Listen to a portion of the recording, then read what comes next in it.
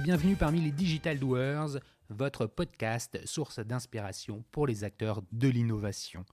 Ce programme est coproduit avec Comexposium pour les événements incontournables que sont le One-to-One Retail e-commerce de Monaco et le One-to-One Digital Marketing de Biarritz. Je suis Cyril Duplessis, acteur du changement dans le digital depuis plus de 20 ans. Je donne ici la parole aux personnalités des différents écosystèmes digitaux en France. Qu'ils soient prestataires, annonceurs, marques, retailers ou pure players, ils sont des acteurs engagés dans leur business et l'innovation fait partie de leur quotidien. Source intarissable d'inspiration, je vous propose une conversation dynamique et sincère pour vous donner accès à leur retour d'expérience, leur vision et leur analyse sur les tendances et les perspectives marché. Vous êtes de plus en plus nombreux à écouter les Digital Doers et je veux vous en remercier. N'oubliez pas de vous abonner sur la plateforme d'écoute de votre choix et de voter 5 étoiles sur Apple Podcast. N'hésitez pas à laisser un petit commentaire sympa, ça fait toujours plaisir. Alors bonne écoute à vous, toujours sans coupure.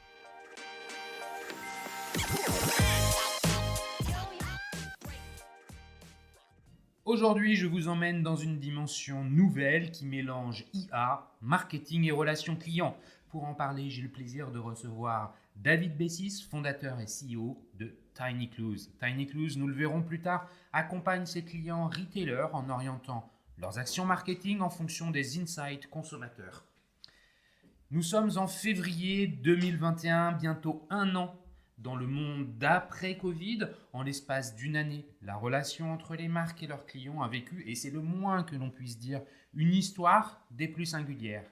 C'est ce que nous allons creuser avec David. Nous allons entrer dans le détail pour tenter de comprendre dans quelle mesure certaines tendances se sont accélérées et si, oui ou non, une forme de nouveau paradigme s'installe. Comme d'habitude, notre conversation va se structurer en 3 parties principales.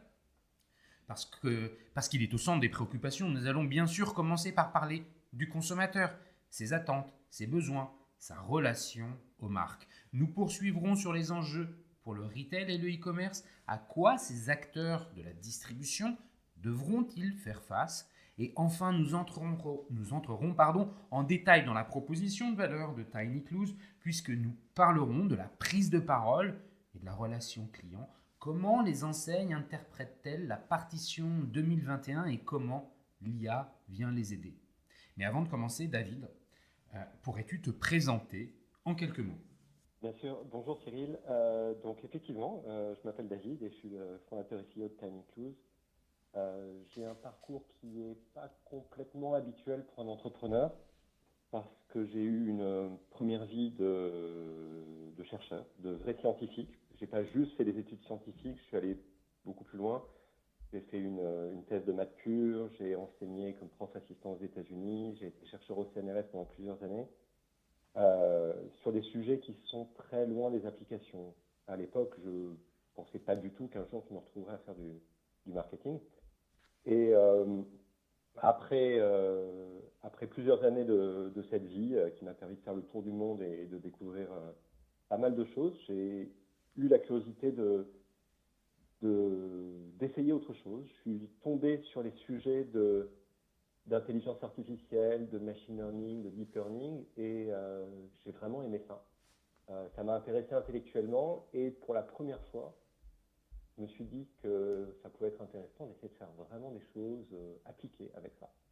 Et c'est comme ça que j'ai créé TinyClues. Ça a été créé il y a 10 ans. Et j'y suis entré donc par la technologie, et j'ai appris le métier partant de la technologie, qui est une façon assez inhabituelle de fonder une boîte, mais pourquoi pas. Et je crois, David, qu'il n'y a pas un seul chemin pour créer une entreprise, et chaque création d'entreprise suit le sien. C'est vrai que le tien est peut-être pas des plus partagés, mais il est hyper intéressant. Je reviens un petit peu sur la notion de recherche scientifique. C'est un sujet qui ne m'est pas particulièrement connu. Je ne suis pas du tout issu de ce monde-là. Ça m'intéresse de comprendre ce que ça veut dire toutes ces années de recherche. Peut-être que d'ailleurs, parmi nos auditeurs, un certain nombre y est peut-être hermétique ou alors n'a pas cette connaissance. Concrètement, ça veut dire quoi faire de la recherche scientifique? Waouh, c'est une super question. Je ne sais pas si je sais complètement y répondre. Ce que je dirais, c'est que faire de la recherche, ça revient à se poser des questions euh, auxquelles personne n'a répondu avant. Et ça peut paraître anodin de le dire comme ça, mais ça change beaucoup, beaucoup de choses. Quand on fait des maths, on est souvent confronté à cette impression que c'est trop dur pour nous, qu'on n'est pas assez intelligent, qu'on n'arrive pas à comprendre. Et quand on fait des études de maths, on n'arrive pas à comprendre, mais il y a quelqu'un qui a compris avant nous. Et quand on est dans une situation où on n'arrive pas à comprendre, mais on n'est pas le seul, parce que personne n'a compris avant, alors en fait, ça change vraiment comment on aborde les choses. Donc ça suppose un rapport au temps, évidemment, assez différent. Ça suppose un rapport à ses propres peurs assez différent. Il faut apprendre à domestiquer sa peur, il faut apprendre à ne pas se laisser démonter, parce que ça a l'air incompréhensible, mais peut-être qu'on va y arriver.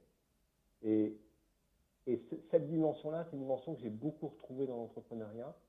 Euh, c'est pas une passerelle connue, la passerelle entre la recherche fondamentale et l'entrepreneuriat, mais je pense qu'elle gagnerait à être connue.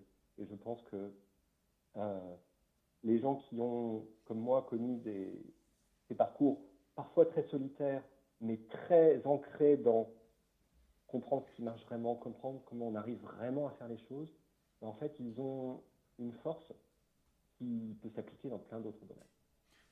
On va pas faire un podcast sur ce sujet particulier. Cependant, j'ai envie de m'arrêter 2 secondes sur le lien que tu établis entre le monde de la recherche et le monde de l'entrepreneuriat. Tu as commencé à donner des éléments d'explication sur les raisons qui définissent ce chemin possible. Cependant, quand je t'entends parler, tu racontes qu'il y a une notion au temps dans la recherche qui n'est pas la même qu'ailleurs, sans forcément l'opposer à l'entrepreneuriat. L'idée que je me fais en t'écoutant de la recherche, c'est quand même des actions qui s'inscrivent dans le temps long, dans la durée. Et puis tu l'as dit toi-même, il y a un côté un peu solitaire.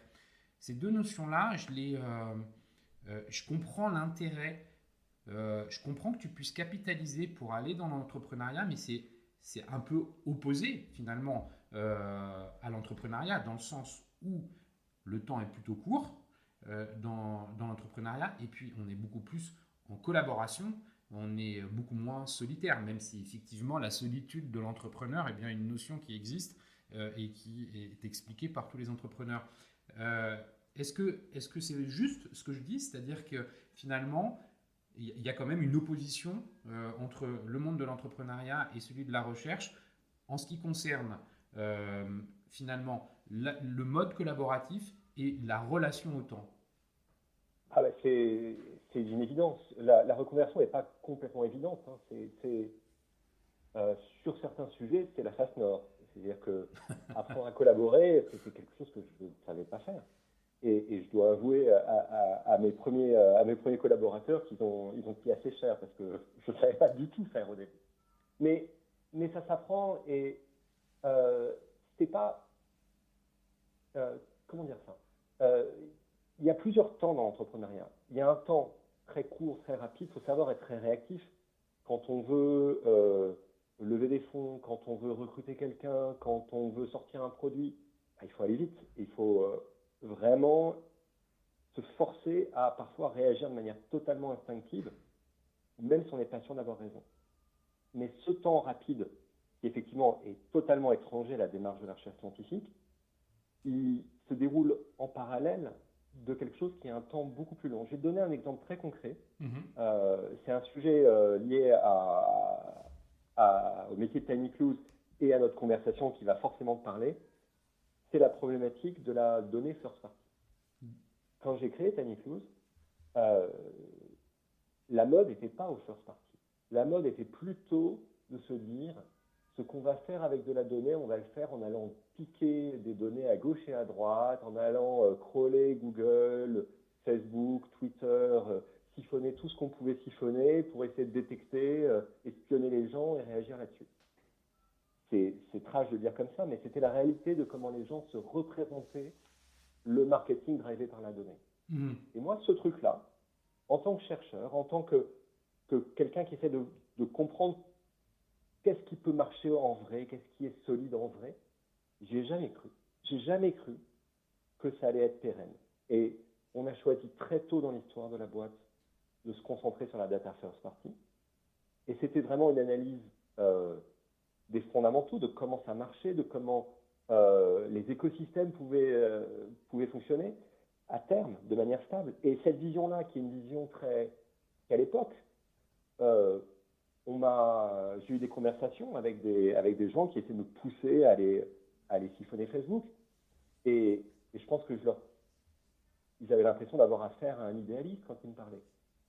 Et aujourd'hui, je sais que ce choix était le bon, et c'est une évidence que le choix de la first party, c'est le bon, au moment où le cookie va disparaître. Bien sûr. Et ce type de choses, avoir parfois le cran face à une espèce de pensée dominante, mais qui est fausse, de dire non, mais en fait, je sais que ça ne peut pas marcher, et on va continuer comme ça, même si ce n'est pas visible aujourd'hui, on va bien voir avec le temps que c'est comme ça qu'il faut faire. Oui, c'est valoriser la qualité de l'action finalement.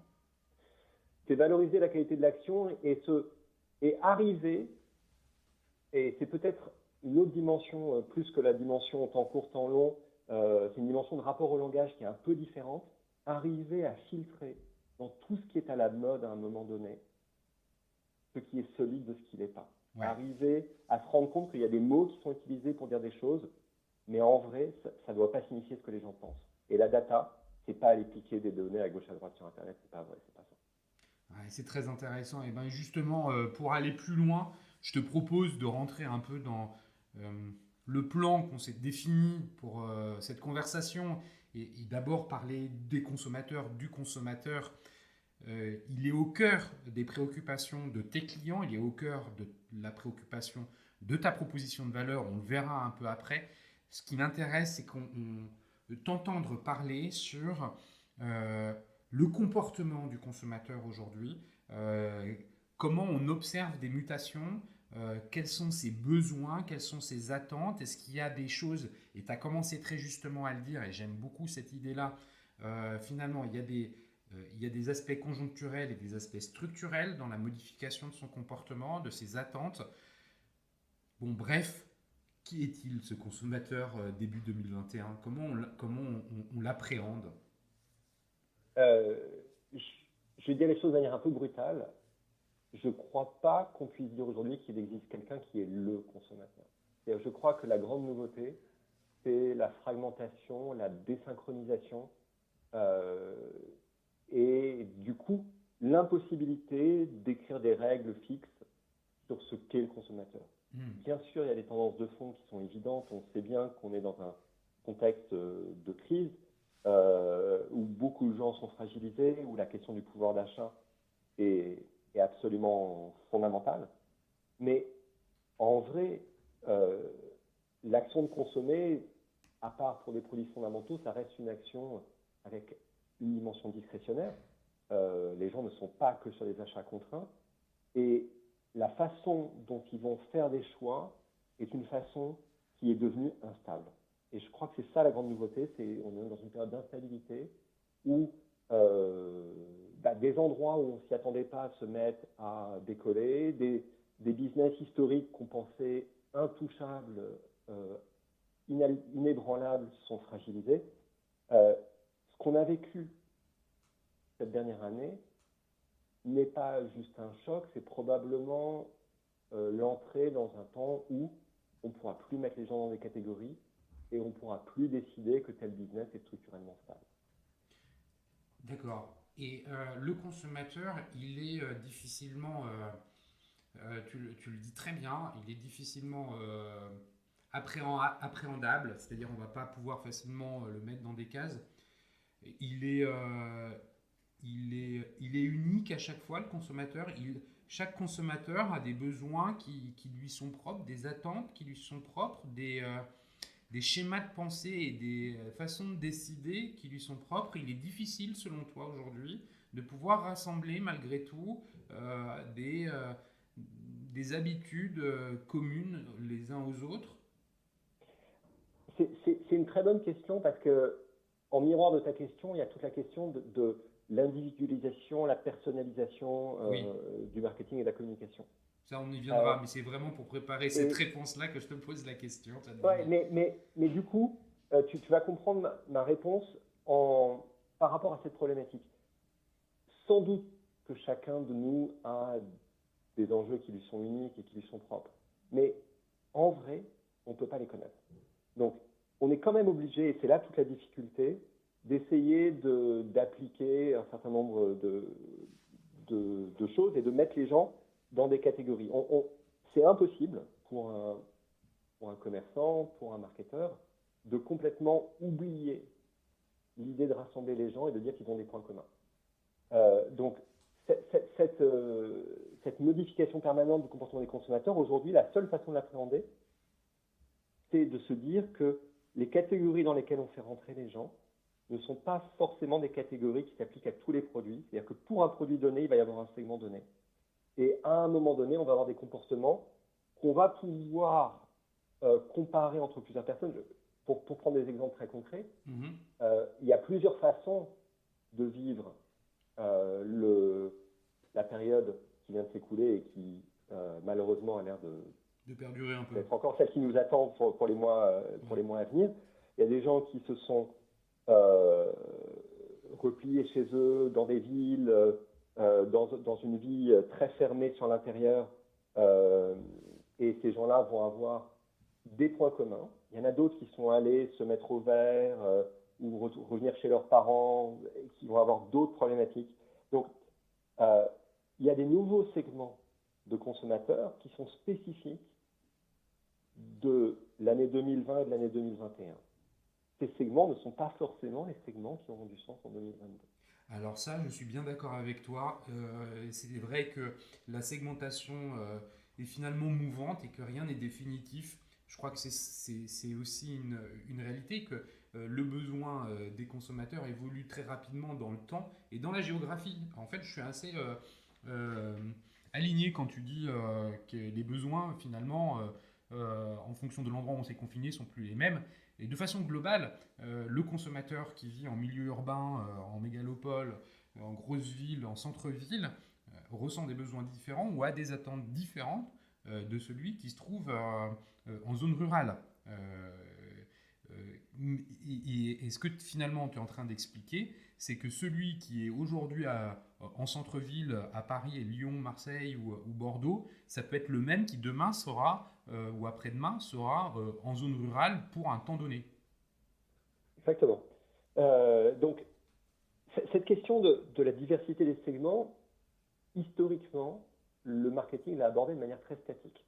Ouais. En gros, il y avait un certain nombre de catégories, l'étudiant, la ménagère de moins de 50 ans, etc. Et puis on passait d'une catégorie à l'autre avec ce qu'on appelait des événements de vie. Il se passait un truc, on avait un enfant, on se mariait, on prenait sa retraite.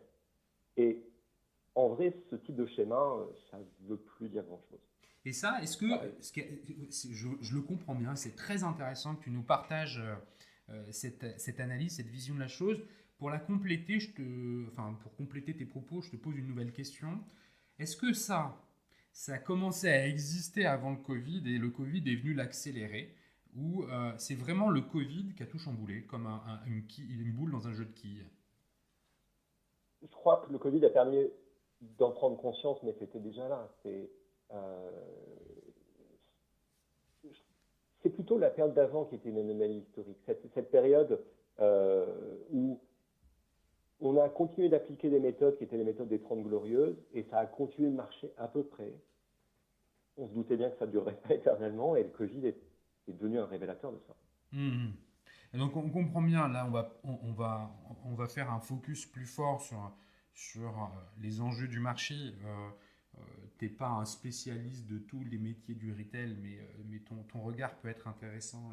On va en parler. Juste pour résumer ce qu'on vient de se dire, finalement, on a des consommateurs qui ont des attentes qui sont plus figées, qui sont mouvantes, en fonction des circonstances. Ils passent d'un segment à un autre et puis peuvent revenir dans un premier. La notion aussi de géographie qui compte génère en fait cette réalité-là, impose au monde du retail particulièrement des contraintes nouvelles, des adaptations nouvelles, on commence à l'évoquer. Et justement, selon toi, comment Les acteurs de cet écosystème retail e-commerce en France euh, sont en capacité à interpréter l'ensemble de ces enjeux nouveaux? Euh, alors j'ai une réponse forcément partisane parce que je participe de ça et je travaille à fournir des outils pour les retailers. Ce que je vois, c'est que, et là pour le coup, le Covid est vraiment un énorme révélateur de ça, l'entrée dans le digital a été un peu lente de la part de certains d'acteurs historiques et l'année 2020 a été un énorme accélérateur de ça. Aujourd'hui, on ne peut plus considérer que l'activité digitale est une activité à côté, c'est anecdotique, c'est pas le cœur du métier. En fait, on a bien compris que c'était au cœur de tout ça. Et quand on fait du digital, on se retrouve à avoir une connaissance des clients qui est de nature différente. Dans le monde physique, la connaissance des clients, c'est la relation personnelle des vendeurs, c'est les zones de chalandise des magasins, c'est quelque chose de très ancré dans le relationnel. Dans le monde digital, la connaissance du client, c'est des milliards de points de données qui sont amassés dans des bases de données et dont la signification n'est pas du tout claire. Et là où euh, les retailers sont en train de faire le chemin, c'est de comprendre que la valeur de ces données est gigantesque, et ils le savaient, mais il y a un vrai challenge à la fois technologique mais aussi organisationnel pour arriver à utiliser ces données pour nourrir la stratégie et les actions. Historiquement, la stratégie et les actions n'étaient pas nourries, ou très peu nourries, des données first party, étaient plutôt nourries d'imaginaires que venaient apporter des consultants, des cabinets des agences, des cabinets de marketing qui disaient, ben voilà, il y a telle tendance sur le marché en ce moment, etc. C'était des choses assez arbitraires et qui souvent venaient de l'extérieur. Ah, c'est Et très, là, il y a quelque chose qui vient de l'intérieur, mais qui est dur à déchiffrer. c'est très intéressant ce que tu dis parce que ça va dans le sens aussi des besoins, enfin la façon avec laquelle les distributeurs adressent les besoins d'omnicanalité chez le consommateur qui veut avoir le choix aujourd'hui de consommer selon un canal ou un autre et sans que finalement l'expérience d'achat soit dégradée. Il veut quelque chose sans couture. Et pour arriver à proposer un parcours d'achat omnicanal pertinent, effectivement, la donnée doit se trouver au centre du dispositif. Oui, et la donnée, et c'est là où ça rejoint ce que je disais tout à l'heure sur l'importance de la first party versus le second party et first party, c'est qu'en vrai, euh, la résistance des consommateurs à partager leurs données, elle disparaît quand il s'agit d'une relation avec une marque qu'ils connaissent, avec laquelle ils ont choisi D'entrer en relation, de en faire fait. Ouais. commerce, d'entrer en relation, de Ouais. faire commerce, et, et ils s'attendent à ce que la connaissance que la marque a de leur historique de la relation soit mise au service de la qualité de l'interaction. C'est la moindre des choses. Mhm. Et donc, en fait, ce que tu dis euh, en filigrane, et enfin, j'ai envie de te dire, même pas en filigrane, mais de façon assez claire, c'est que 2020 a permis finalement aux acteurs de cet écosystème retail, distribution, e-commerce, de, euh, comment dire, de s'approprier ces enjeux de la donnée, ces enjeux du digital, ces enjeux de l'omnicanalité. 2021, c'est transformer l'essai quelque part, c'est aller encore plus loin dans l'aboutissement de ce qui a été entrepris en 2020. Oh, ce ne sera pas transformé et fini en 2021. Donc pour moi, c'est cette idée de l'instabilité, elle est vraiment importante. Je pense que l'investissement technologique ne va jamais s'arrêter. Et le fait de repenser les manières de travailler, ça ne va jamais s'arrêter. Donc, aujourd'hui, les grands sujets, après, en fait, il y a une courbe de maturité. Donc, le premier sujet, c'est la prise de conscience que le digital, c'est important et que l'omnicanalité, c'est important. Ça, à peu près tout le monde l'a compris, et ceux qui n'ont pas compris, c'est probablement trop tard pour réagir maintenant. Après, il faut mettre en place les bases.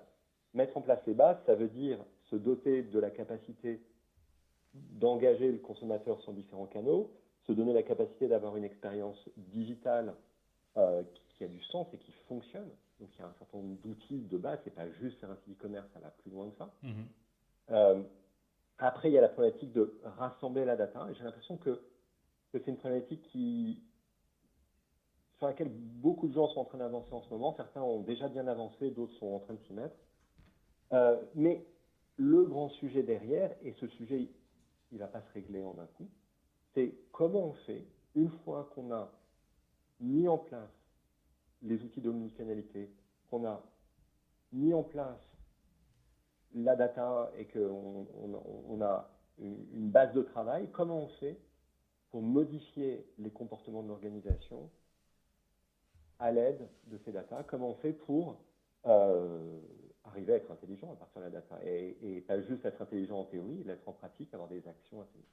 T'es génial, tu fais une transition parfaite vers la partie que je voulais développer avec toi, qui est effectivement la réponse aux questions que tu viens de poser. Comment on fait pour pouvoir utiliser ces données? En fait, comment finalement, quelle est la proposition, hein, bien sûr, de TinyClues, la proposition de valeur, et comment on redéfinit finalement cette relation client, cette prise de parole de la part des consommateurs, comment la technologie, la donnée vient aider les retailers à structurer des réponses par rapport à ces enjeux-là. Alors, peut-être pour commencer, David, en quelques mots, et pour aller un peu plus loin que ce que tu nous as déjà dit, TinyClues, quelle est sa proposition de valeur? Alors, en quelques mots, donc nous, on travaille avec des grandes marques qui peuvent être des retailers multimarques, ça peut être des retailers simples, enfin une seule marque, ça peut être aussi des entreprises dans le travel, dans l'hospitality. Quelques exemples de marques: on travaille avec le groupe Fnac Darty, on travaille avec Accor, on travaille avec beaucoup des gros retailers français dans beaucoup d'industries. On n'a pas le droit de le dire malheureusement, mais pour 3 des 10 plus grandes marques de luxe dans le monde. Et le problème qu'on résout pour ces acteurs, c'est le suivant. Ils ont généralement des millions de clients et des milliards de points de données sur ces clients. Et ils engagent ces clients sur différents canaux dans des programmes de marketing relationnel. Quand on regarde un peu plus près ce qu'est le marketing relationnel, on se rend compte qu'il y a 2 types de communication de nature très différente. Il y a des communications dont les marketeurs sont généralement fiers. Ils sont les communications très personnalisées, très automatisées. Par exemple, la relance sur panier abandonné. Vous allez sur un site internet, vous mettez des items dans votre panier, puis vous achetez pas, on vous pousse le panier. La réalité, c'est que ce marketing-là, en vrai, ça représente généralement 10%, pas plus, des messages qui sont envoyés. Les 90% restants, c'est un marketing qui a très peu progressé depuis 15 ans et qui n'est pas drivé par les comportements des consommateurs, mais drivé par les enjeux commerciaux des marques. Couramment, c'est ce qui donne le spam. Vous avez un nouveau produit, vous le poussez à tout le monde. Ben, nous, c'est ce marketing-là, ce marketing qui répond à des enjeux commerciaux, qu'on va permettre aux marques de faire intelligemment en utilisant leurs données clients. Très concrètement, quand vous êtes un directeur CRM, ça peut arriver que dans votre bureau, il y ait votre patron qui vient vous voir et qui dise on est 3% en retard sur le chiffre d'affaires par rapport à notre plan. Qu'est-ce que tu peux faire la semaine prochaine pour aller chercher du revenu? Comment on répond à cette question avec la base des données clients? C'est un type de problème que TinyClues permet de résoudre. D'accord. Donc ça, c'est hyper clair. On a compris que vous, finalement, vous étiez un contributeur au chiffre d'affaires au travers d'actions marketing qui sont beaucoup plus pertinentes et ciblées autour du consommateur. Est-ce que c'est des mots-clés que je dis qui sont à peu près justes par rapport à ce que tu viens de dire? Oui, et pour vraiment bien différencier de ce que le Martech a fait depuis 10 ans, c'est important de dire aligné avec les enjeux commerciaux. Parce qu'on a beaucoup parlé de customer centricité, qui est évidemment très importante. On a beaucoup parlé de personnalisation, mais on a un peu oublié le fondamental, qui est que les marketeurs sont là pour répondre aux enjeux du business. C'est très clair. Est-ce que tu peux nous préciser un peu comment fonctionne finalement l'intelligence artificielle dans le processus de Tiny Clues? Alors, quand je Alors, dis comment, je veux pas une explication scientifique, ouais, mais tu comprends ce que je veux dire, c'est-à-dire ouais, quel est son rôle finalement mm, dans votre proposition ouais, de valeur, où et comment ouais. elle intervient. Le rôle, c'est de faire le lien entre les données brutes qui ne sont pas directement interprétables et les actions marketing qui vont être lancées, dont on ne sait pas comment les exprimer du point de vue des données. Je vais te donner un exemple d'abord de ce que c'est que la réalité des comportements des consommateurs. Euh, Tous les ans, il y a un jeu vidéo FIFA, une nouvelle édition, qui sort à la fin de l'été. Les premiers acheteurs de ce jeu vidéo sont généralement des hommes entre 20 et 25 ans. Ils sont des hardcore gamers qui attendaient la sortie, qui parfois le précommandent, et qui sont ce qu'on pourrait croire être le cœur de cible de FIFA. Et quand on regarde qui achète FIFA début décembre, il y a beaucoup de femmes qui ont entre 40 et 45 ans. Ce pas forcément des joueuses, mais elles ont peut-être un fils ou une fille qui joue à ce jeu. Et quand on regarde en juillet de l'année suivante, un mois avant que l'édition suivante sorte, c'est plutôt des adolescents de 15 ans qui l'achètent parce qu'il est moins cher à ce moment-là et ils profitent de la baisse de prix pour l'acheter. Mais c'est tellement vrai ce L'idée, que tu viens de raconter, mais je l'ai vécu de tellement près dans ma famille. C'est vrai. C'est... et tu vois, ce que je te disais sur l'instabilité tout à l'heure, tu te rends compte à quel point c'est vrai. Mhm. Il y a des marques qui croient qu'il y a un segment jeu vidéo. Mais il n'y a pas de segment jeu vidéo, il n'y a même pas de segment FIFA. Ça n'existe pas. Ça change en permanence. Donc, si tu es un marketeur et qu'on te demande de faire une campagne pour déstocker du FIFA ou parce que tu as une promo dessus ou je ne sais quoi, à qui tu parles? Comment tu le sais? En fait, tu ne peux pas savoir. Et à côté de ça, tu as des milliards de points de data dont tu ne sais pas ce qu'ils veulent dire. Tu as un type dans ta base de données qui a cliqué il y a un mois sur le lien numéro 12 de ta newsletter. Mais tu ne sais pas ce qu'il veut dire ce lien. Parce que tes métadonnées sont jamais propres, il ne faut pas se raconter d'histoire. Tous les retailers à qui je parle sont toujours complexés parce que leurs données ne sont pas propres, mais les données de celui d'à côté, elles ne sont pas propres non plus. Personne Mhm. n'a des données propres. Donc, comment tu mets en relation les deux choses? Il faut arriver à extraire le sens du lien numéro 12 et de savoir s'il est positif ou négatif sur la probabilité d'achat de que le Allô. deep learning rend possible. Donc, nous, notre technologie, qui n'est pas une technologie qu'on trouve sur étagère, c'est vraiment une technologie qu'on a développée nous. On a réussi à appliquer les algorithmes de deep learning qui marchent généralement sur le traitement d'image. On les a appliqués pour fonctionner dans le contexte des bases de données first party issues du e-commerce et du marketing. Alors ça, c'est On va- hyper clair. Et concrètement, comment ça se branche, Tiny Clues? C'est en mode SaaS, avec une API? Comment ça fonctionne? C'est en mode SaaS. On va se nourrir des données first party anonymisées, bien entendu, de nos clients. Donc, commencer à travailler avec Tiny ça veut dire quoi? Ça veut dire partager ces données de manière anonymisée euh, avec, avec les serveurs de Tiny et nous, on va configurer l'application pour être utilisée directement par les marketeurs. Donc, il n'y a pas de travail de normalisation de données, il n'y a pas de travail de nettoyage de données. C'est directement une application utilisée par les équipes marketing en mode SaaS, qui est une application centrée autour des enjeux du marketing relationnel. Donc, il y a une vue calendaire, par exemple, on va dire, bah, mardi prochain, je dois faire une campagne sur tel parfum ou telle destination qui suis en travel. Et la solution va être capable de fabriquer à la volée les meilleures audiences, non seulement pour la campagne de mardi, mais pour l'ensemble des campagnes qui vont être mises en concurrence. Si vous avez 12 campagnes la semaine prochaine, mais que vous voulez que personne n'en reçoive plus que deux, comment on choisit les deux meilleures? La solution est faite de façon interactive, en temps réel.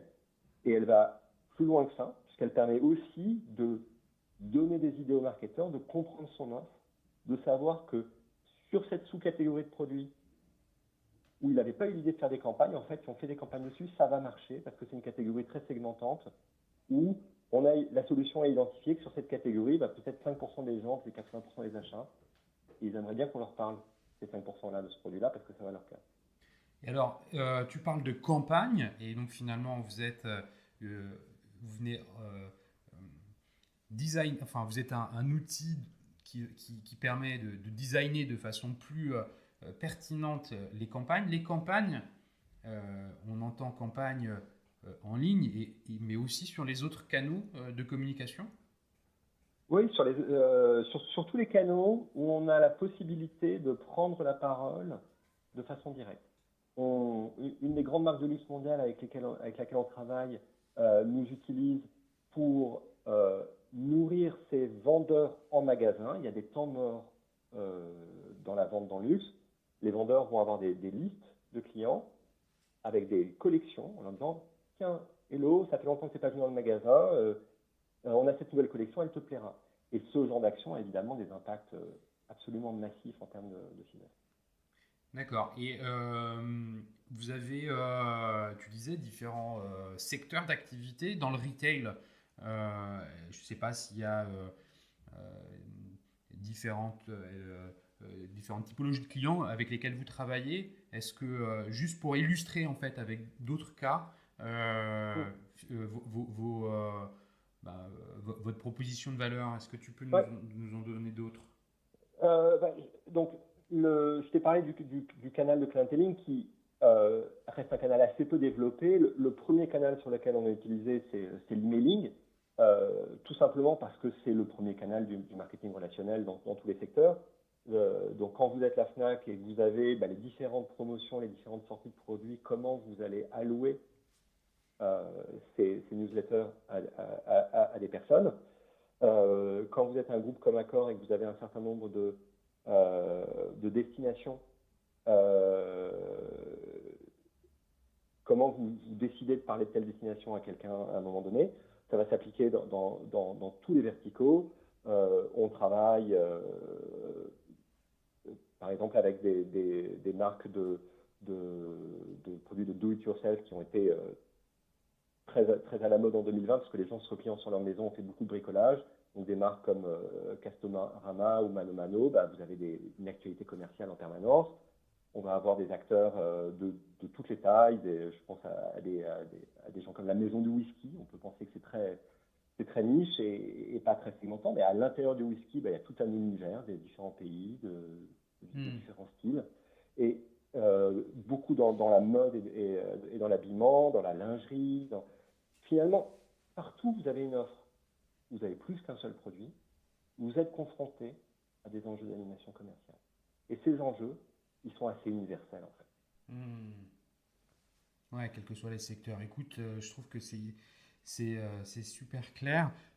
Est-ce que tu veux ajouter un mot de conclusion sur soit un aspect qu'on n'a pas évoqué, que tu penses important d'évoquer, ou finalement un peu faire la synthèse de ce qu'on s'est dit?